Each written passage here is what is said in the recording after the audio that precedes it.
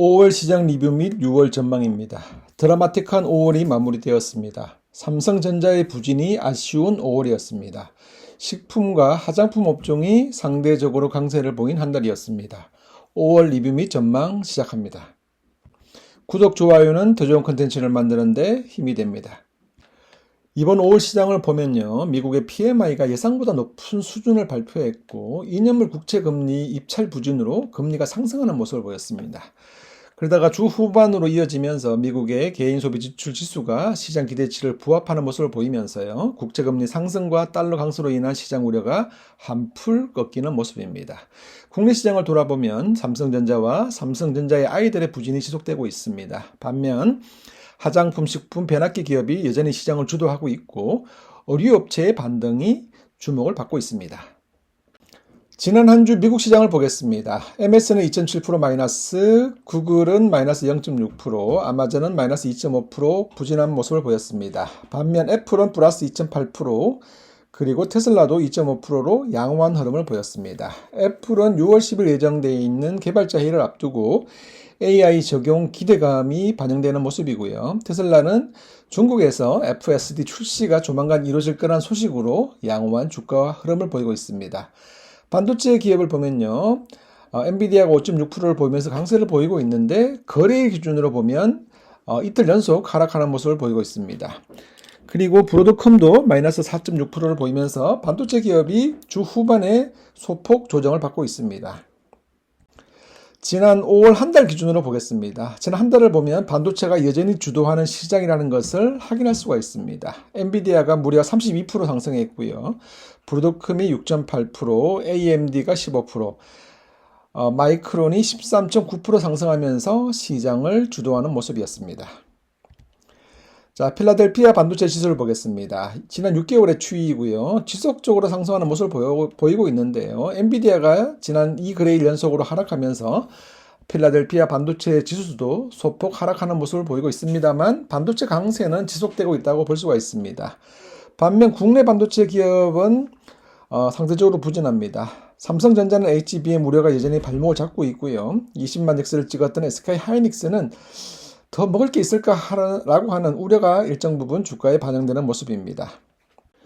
미국 국채금리를 보겠습니다. 굉장히 주 후반까지 급등했던 10년물과 2년물이 그 주 후반 이후에 다시 하락하면서 10년물은 4.5%, 그리고 2년물은 4.881%까지 하락하는 모습입니다.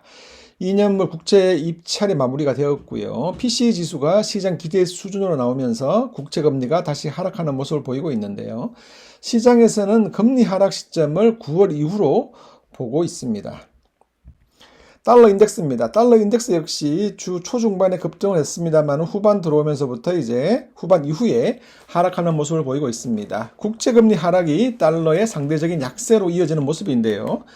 반면 원달러 환율은 굉장히 큰 폭으로 좀 상승하면서 원화 약세가 이어지고 있습니다. 1383원까지 올라가고 있는데요. 원화뿐만 아니라 엔화 역시 굉장히 큰 폭으로 상승하면서 약세를 지속하고 있고, 따라서 외환 시장의 흐름은 조금 더 주목할 필요가 있겠습니다. 국제유가입니다. 77.18불까지 떨어지면서 안정적인 추이를 보이고 있습니다. 오펙 플러스에서 감산 얘기가 나오고 있는데 유가는 상대적으로 안정적이고요. 그리고 천연가스를 보면 4월부터 굉장히 큰 폭으로 상승했는데 최근 추이는 다시 가격이 조정받고 있는 모습입니다. 금 역시 사상 최고치를 찍었단 말이죠. 그 이후에 행보하는 모습을 보이고 있고, 구리 가격은 3년 내에 최고치를 찍고 큰 폭으로 하락하고 있는 추이를 보이고 있습니다. 이상을 정리해보면 이번 한 주 역시 굉장히 드라마틱한 변동성을 보였습니다. 예상보다 높은 미국의 제조업 지수와 국제 2년물 입찰 수요 부진으로 국채금리가 큰 폭 상승했단 말이죠. 그 이후에 PCE 지수 발표 전후로 해서 국채금리가 다시 하락하는 모습을 보이고 있습니다. 이에 따라서 강세를 보이던 달러는 다시 상대적인 약세를 보이고 있는데요. 그럼에도 불구하고 원화와 엔화는 여전히 약세를 보이고 있습니다. 5월 중순 이후 급등했던 천연가스, 금, 구리 가격이 다시 약세로 돌아서는 모습이고요. 특히 구리 가격이 큰 폭 조정을 받고 있습니다. 자, 몇 가지 기사와 리포트를 보겠습니다. 먼저 미국의 갭 실적을 발표했는데요. 호실적을 발표하면서 갭도 주가가 굉장히 큰 폭 상승하고 또 OEM 기업인 한세실업의 주가도 굉장히 큰 폭 상승하고 있다는 기사입니다.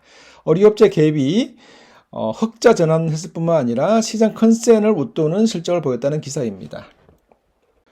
이번 갭의 호실적에서 중요한 포인트는 시장 컨센 대비해서 높은 실적을 발표했다는 점이 되겠습니다. 플러스에서 흑자 전환까지 포함해서요. 국내 의류업체들의 주가를 보면 굉장히 지지부진한 모습이 이어져 왔어요. 시가총액 기준으로 보더라도 대표적인 6개 기업들을 뽑아봤는데 굉장히 부진했단 말이죠. 갭 실적 발표하고 난 다음에 이제 한세실업과 영업무역의 주가가 큰 폭으로 상승하는 모습을 보였습니다. 의류시장 얘기를 잠깐 하면요. 국내 의류시장 방향을 볼 때는 대만 OEM 기업들, 의류 OEM 기업들의 실적 방향을 체크하는 것이 유용합니다. 에크렛은 영업무역과 마카롱은 한세실업과 일정 부분 동행성을 가집니다. 따라서 에크렛과 마카롱 공통적으로 지표를 보는 것이 중요한데 최근 추이는 매출액이 점진적으로 회복되는 추이를 보이고 있습니다. YOY, 전년 대비 증감률을 볼 때 에크렛도 플러스로 돌아선 모습이고 마카롱은 역시 플러스로 돌아서는 모습을 보이고 있습니다. 이번에는 2차 전지 쪽 기사를 보겠습니다. 신용평가사인 S&P가 LG화학과 LG에너지솔루션의 등급을 부정적으로 하향했다는 기사이고요. 전기차 배터리 수요가 둔화되는 가운데 LG화학과 LG에너지솔루션이 대규모 투자를 이어가는 것이 투자 부담 확대로 이어질 수 있다 이렇게 평가를 하고 있는 것이고요. 이번에는 포스코 퓨처엠입니다. 차입금이 3조까지 증가하고 있다 이러한 기사가 나오고 있고요. 이에 따라서 투자 속도를 조절하고 있다는 얘기도 나오고 있습니다. 2022년까지만 하더라도 1조 원대 규모였던 차입금이 2023년도에는 2조 8,900억까지 증가했고 최근에는 3조까지 넘어서는 모습입니다. 에코프로비엠도 비슷한 기사가 나오고 있는데요. 차입금이 1년 새에 2배로 증가했다는 얘기입니다. 작년 말 기준으로 에코프로비엠의 총 차입금은 1조 8천억 정도 되는 것이고요. 여기 1년 만에 대략 93% 증가했다라고 이제 얘기가 나오고 있습니다. 원래 예상되는 카펙스가 1조 2천억이고 이게 지난해보다 5천억 원 늘어나는 금액이라는 그러한 설명입니다. 기사를 이제 종합해보면 2차전지 셀 기업과 2차전지 소재 기업 공통적으로 대규모 설비 투자를 하고 있단 말이죠. 최소한 2, 3년 진행해야 되는 스케줄인데 이 캐즘으로 전기차 판매가 둔화되면서 2차전지 셀과 소재 수요 감소, 재고 증가, 현금 흐름 부진으로 이어지는 그런 얘기라고 우리가 볼 수가 있고요. 성장률 둔화되는데 설비 투자는 이에 몇 배 이상을 투자해야 되니까 이자 비용의 증가, 결국 재무 리스크에 대한 얘기가 나오는 겁니다. 단순히 캐즘으로 전기차 시장을 볼 것이 아니라 재무 부담에 대해서도 우리가 고려할 필요가 있겠다는 생각이 들고요. 여차하면 대규모 유상증자 또는 경우에 따라서는 몇몇 기업의 매각 얘기가 나올 수도 있습니다. 2차 전지 시장은 여전히 성장하는 시장이고 기술의 주도권을 우리 기업들이 보유한 것은 사실입니다. 다만 낙관적인 전망으로 공격적인 설비 투자를 진행하고 있는데 이게 조금 독이 되는 시기다. 이런 부분들은 우리가 주의할 필요가 있겠다는 생각을 하게 됩니다. 이번에는 긍정적인 뉴스를 하나 보겠습니다. 한 대당 20억에서 40억인데 없어서 못 산다. 변압기 관련된 기사입니다. 국내 변압기 기업들이 선택적으로 입찰에 참여하고 있다는 그런 기사인데요. 예를 들어서 HD일렉 같은 경우에는 최근에 구글, 메타, 아마존 이쪽에서 데이터 센터 확장에 따른 변압기 입찰 공고를 했단 말이죠. 이 중에서 워낙 납기 물량이 꽉 차 있다 보니 이 중에서 한 개 정도만 골라서 입찰하고 있다 이런 기사입니다.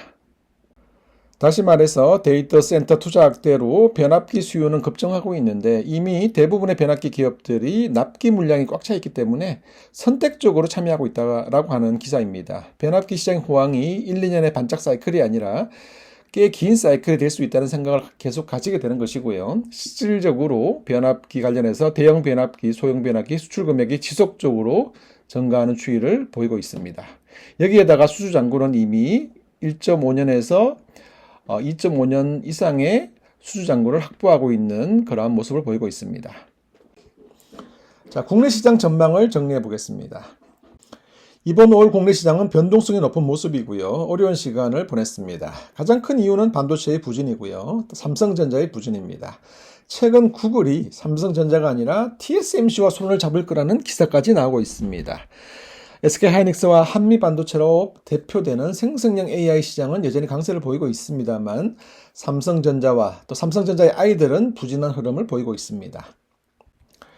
어려운 시기이긴 한데 사실은 반도체 사이클로 보면 감산의 시기를 지나서 본격적으로 정설을 기대하는 시기입니다. 보시는 것처럼 2023년도에 삼성전자나 SK하이닉스가 굉장히 큰 폭의 감산을 했고요. 이러한 부분들이 이제 2024년 이후로 정설로 이제 이어질 거라고 하는 그런 시각이고요. 또 왼쪽 그림 보시면 전공정 기업과 후공정 기업들의 그 PER 평균입니다. 보시면 상대적으로 전공정 기업들이 굉장히 빨간색입니다. 부진한 모습을 보여왔죠. 그래서 레거시 전공정 장비주 가운데 싼 기업 위주로 관심을 갖는 것은 의미가 있겠다, 이런 생각을 가지고 있습니다. 그리고 5월을 주도한 업종은 단연 식품과 화장품 기업입니다. 식품은 국제곡물 가격 하락과 환율 상승의 수혜로 수출주가 먼저 시장을 주도하는 모습을 보였고, 그 이후에 물가 상승에 따른 내식 수요 증가라는 관점에서 내식 중심의 식품 기업도 반등하는 모습을 보이고 있습니다. 그리고 화장품 역시 수출 확대와 환율 상승 수혜로 주목받고 있는데, 특히나 미국향 수출 금액이 굉장히 큰 폭 증가하고 있는 추이를 보입니다. 식품과 화장품 모두 방향성은 유효하다고 생각합니다. 자, 그리고 전선주와 변압기 쪽을 보면 최근 구리 가격이 다시 하락하고 있거든요. 전선주는 구리 가격의 방향에 따라서 좀 테마성으로 움직이는 경향을 보이고 있습니다. 저 개인적으로는 전선주보다는 변압기 기업을 조금 더 선호하고요. 변압기 기업은 수주 잔고의 확보, 수주 확대로 실적 개선이 이어지고 있습니다. 데이터 센터 투자 확대에 따른 변압기 수요가 급증하고 있고, 앞서 우리가 기사를 본 것처럼 수주 물량이 이미 꽉 차 있기 때문에 입찰을 하더라도 선택적으로 입찰에 참여하는 그런 모습을 보이고 있습니다. 국내 의류 업종 역시 오랜 부진에서 깨어나는 모습을 보이고 있습니다. 갭의 이번 1분기 실적 호전은 시장 주목을 끌고 있고요. 의류 OEM 기업 입장에서는 수주 확대를 기대할 수 있는 환경으로 변화하고 있습니다. 국내 의류 OEM 기업과 동행성을 보이는 대만 의류 OEM 기업의 매출액 역시 회복 추이를 보이고 있고요. 따라서 의류 OEM 기업과 의류 브랜드 기업에 관심을 갖고 살펴볼 만한 시기라고 생각합니다. 자, 그리고 금주 후반에 LG화학과 LG에너지솔루션의 신용 등급 하락 뉴스로 인해서 2차전지 기업들, 그 다음에 석유화학, 철강 기업들이 큰 폭 하락하고 다시 주 후반에 반등하는 모습을 보였는데요. 기대했던 5월 중국의 PMI가 기대보다 부진한 모습을 보였습니다. 50 이하를 보이는 모습입니다. 이것은 이제 철강과 화학업종 입장에서는 아쉬운 그러한 거시 환경의 변화이고요. 철강 지표는 지금 역시 여전히 부진한 모습을 보이고 있는데, 이에 반해서 석유화학 관련해서 합성 수주 관련해서는 PP나 PVC 같은 제품의 선물 가격은 강세를 보이고 있습니다. 다만 중국 경기 반등을 하기 전까지는 일정 부분 모니터링이 조금 더 필요한 시기라고 볼 수가 있습니다. 2차 전지 시장입니다. 관련해서는 조금은 보수적으로 볼 필요가 있다고 생각하고 있습니다. 대규모 투자가 지속되고 있습니다만 현금 흐름 우려의 그 문제점도 제기되고 있고요. 아무리 경쟁력이 높고 우량한 기업이라도 대규모 설비 투자를 하게 되면 이를 뒷받침할 현금 흐름이 필요합니다. 무조건적인 긍정적인 마인드보다는 비판적인 시각이 필요하다고 생각이 들고요. 전기차 판매 둔화, 그리고 최근에 리튬 가격 역시 반등하다가 다시 또 하락하는 추이를 보이고 있습니다. 자, 건설건자재 쪽은 여전히 어려운 시장이죠. 다만 최근에 보면 인허가는 여전히 이제 부진하지만 착공이 작년 같은 기간 대비해서 증가하는 추이를 보입니다. 분양도 증가하는 추이를 보이고 있고요. 그 다음에 이제 분양이 증가하니까 또 미분양도 증가하는 추이를 보이고 있습니다. 시멘트 가격은 여전히 높은 수준이지만 철근 가격은 코로나 이전 가격으로 돌아가 있고요. 주택 거래량도 일정 부분 증가하는 추이를 보입니다. 그리고 해외 건설 수주액도 이번 4월 사우디를 중심으로 큰 폭 증가하는 추이를 보이고 있거든요. 그래서 건설 건자재 기업은 우리가 조금은 이제 의심스러운 눈빛으로 보더라도 이러한 시장의 변화에 대해서도 관심을 가지고 볼 필요가 있겠다는 생각을 가지고 있습니다. 이제 마지막으로 6월 전망을 해보겠습니다. 여전히 식품, 화장품 기업은 주목할 필요가 있고요. 변압기 기업 역시 주목할 필요가 있습니다. 5월에 이어서 6월에서도 주도주가 될 개연성이 있다고 보고요. 반도체는 상대적으로 싼 기업을 포커싱할 필요가 있습니다. 설비 투자와 정설의 수혜주, 다시 말하면 레거시 전공정 장비주에 관심을 갖는 것은 의미가 있다고 보고요. 의류 기업들도 관심권에 두고 볼 필요가 있겠습니다.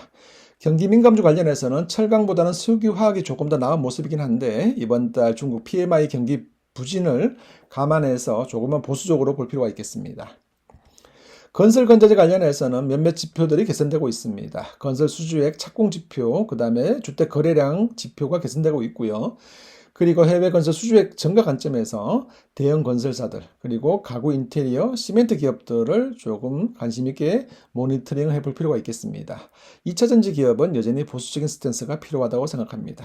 이상 5월 시장 리뷰 및 6월 전망을 마무리하겠습니다. 행복한 6월을 기대합니다.